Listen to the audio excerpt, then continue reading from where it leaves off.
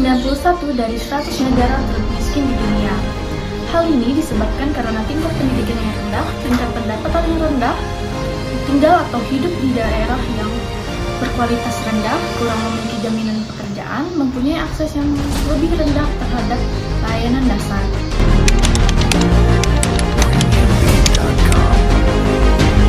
Penyebab kemiskinan di daerah perkotaan dibagi menjadi beberapa faktor utama. Yang pertama, faktor sosial. Struktur sosial yang tidak adil, kemudian diskriminasi, lalu ada faktor ekonomi, ketidakstabilan ekonomi,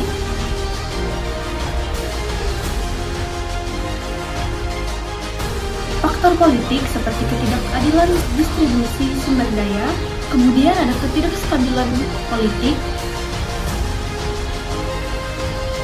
dan yang terakhir korupsi. Faktor internal seperti sikap,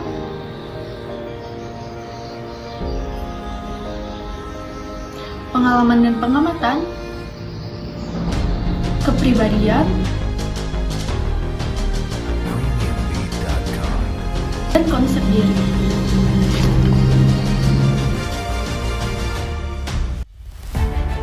Lalu apa saja sih dampak kemiskinan yang berkaitan dengan kesehatan?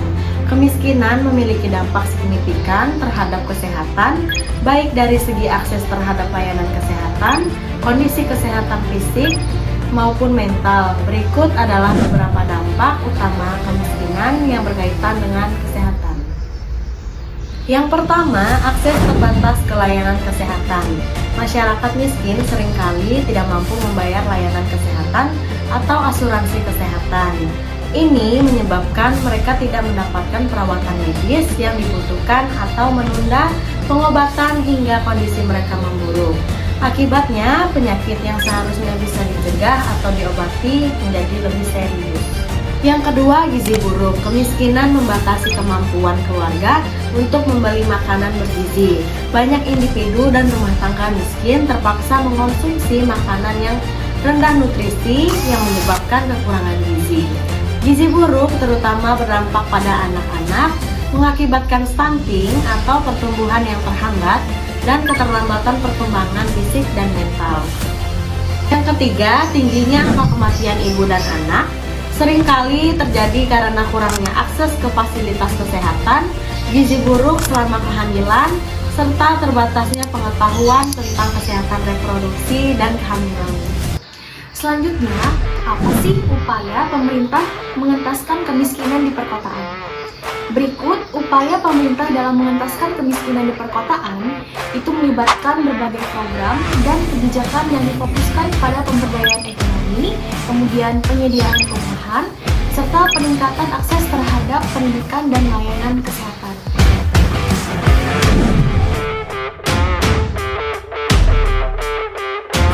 Untuk yang pertama, program Keluarga Harapan atau yang disebut dengan PKH bertujuan untuk mengurangi kemiskinan melalui peningkatan kualitas sumber daya manusia dengan memastikan bahwa anak-anak dari keluarga miskin itu mendapatkan pendidikan dan layanan kesehatan yang layak.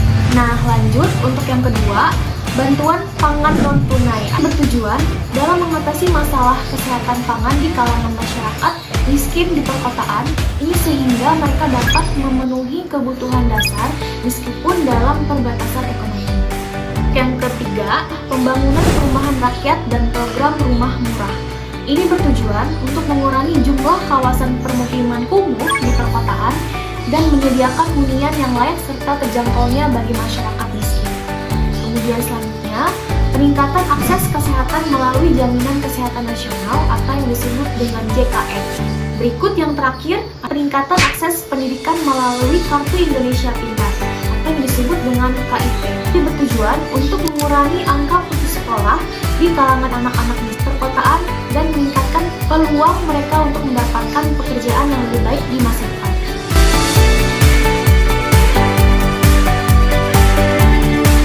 Karena kemiskinan adalah masalah yang kompleks yang memiliki dampak luas terhadap individu, masyarakat, dan negara. Dengan mempelajari kemiskinan, kita dapat memahami kondisi masyarakat yang rentan dan mengembangkan kebijakan yang tepat.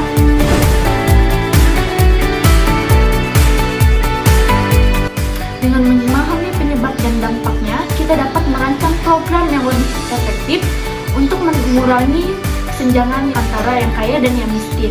Hal ini penting untuk menjaga stabilitas sosial dan mencegah terjadinya konflik atau kerusuhan yang diakibatkan oleh ketidakadilan.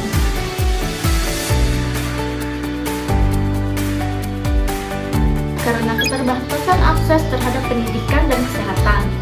Dengan mempelajari kemiskinan, kita dapat mengembangkan program yang meningkatkan keterampilan dan produktivitas masyarakat miskin, sehingga mereka dapat berkontribusi lebih baik dalam pengembangan ekonomi. Secara keseluruhan, mempelajari kemiskinan sangat penting untuk menciptakan masyarakat yang lebih adil, sejahtera, dan stabil.